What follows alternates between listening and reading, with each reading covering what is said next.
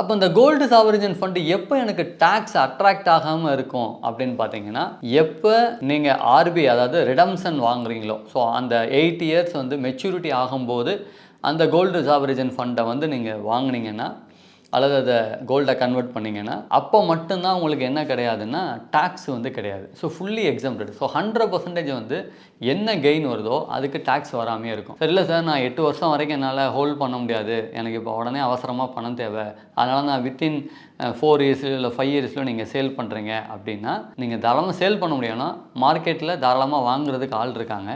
But வரக்கூடிய கெயினுக்கு நீங்கள் என்ன கட்டுற மாதிரி இருக்கும்னா, long term capital gain tax கட்டுற மாதிரி தான் இருக்கும். பட் ஒன்ஸ் சேல் பண்ணாமல் மெச்சூரிட்டிக்கு அப்புறமா வாங்கினீங்கன்னா 100% எக்ஸம்ஷன். அப்போ எது பெனிஃபிட் அப்படின்னு பார்த்தீங்கன்னா, நீங்கள் உங்களோட கோல்டு சாவரிஜன் ஃபண்டை ஹோல்ட் பண்ணுறது தான் பெனிஃபிட்டே தவிர, இன்பிட்வீன் இடையில விற்கிறது வந்து சரியான முடிவு இல்லை.